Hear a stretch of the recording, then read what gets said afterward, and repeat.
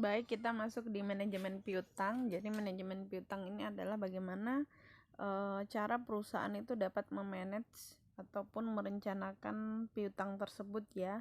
Apakah piutang tersebut dapat menghasilkan laba ataukah piutang tersebut dapat merugikan perusahaan tersebut. Jadi tergantung dari perusahaannya menganalisa piutang tersebut.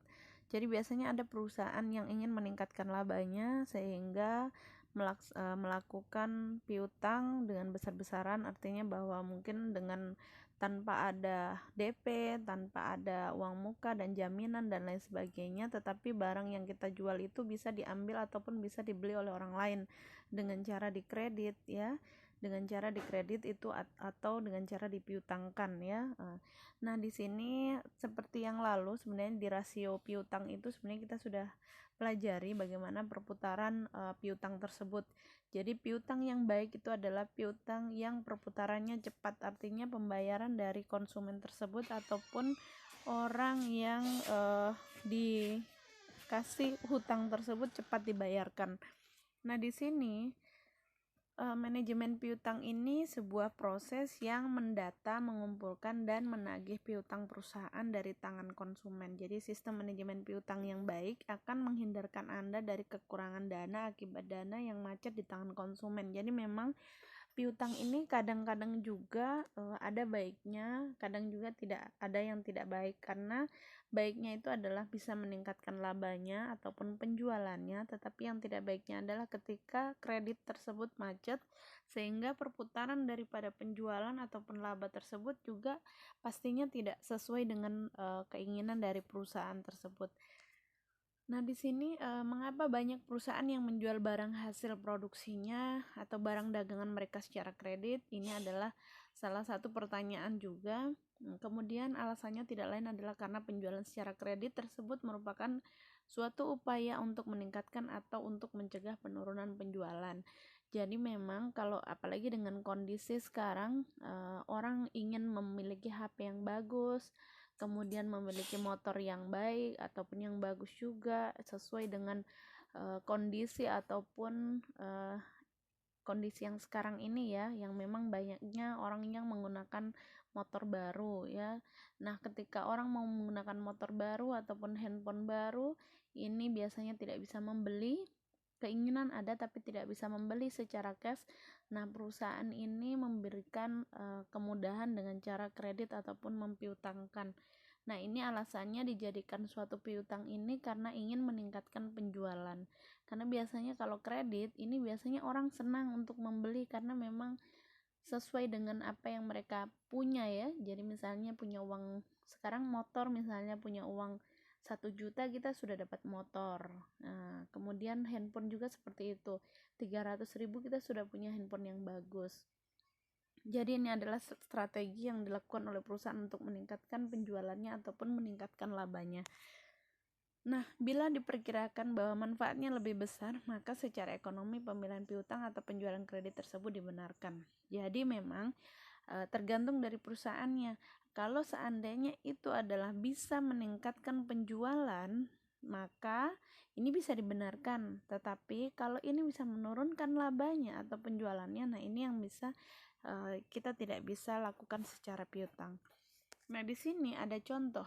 Suatu perusahaan dagang semula melakukan penjualan secara tunai dengan penjualannya 800 juta.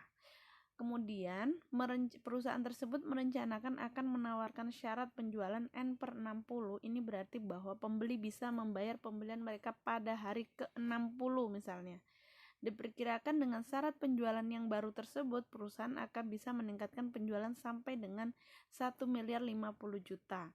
Profit margin yang diperoleh sekitar 15%. Jadi penjualan tadi, pendapatan dan kemudian laba ini bisa meningkat sebesar 15% ya.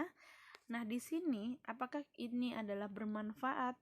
Piutang tersebut bermanfaat. Di sini kita bisa lihat 1.050 juta dikurangi dengan 800 juta. Ini adalah perkiraan daripada kita mempiutangkan barang tersebut ini dapat uang ataupun dapat keuntungan sebesar 1.050 juta. ataukah dengan penjualan secara tunai 800 juta ya. Nah, di sini kita bisa kali-kali dengan 15% ataupun tingkat dari pendapatan dari laba tadi 15%, ini sekitar 37,5 juta yang diterima oleh perusahaan tersebut. Nah, pengorbanannya ini adalah perputaran piutang 360 hari dibagi 60 hari. Karena memang perusahaan tadi menginginkan dibayar setelah 60 hari, atau maka 6 kali dalam setahun. Rata-rata piutang ini adalah 1.650 juta dibagi 6, ini dapatnya 175 juta. Dana yang diperlukan untuk membiayai piutang, jadi memang piutang itu juga bukan tidak ada biayanya, pastinya biayanya tinggi ya, karena memang aktivitas yang kita lakukan, karena tadinya piutang yang tadinya kita tunai langsung dapat uang, ini kita piutang berarti menambah biaya. Nah, biayanya ini adalah yang 100% tadi dikurangi 15% dari profit margin, ini sebesar 85% dikali 175 juta, ini sekitar 148 juta 75.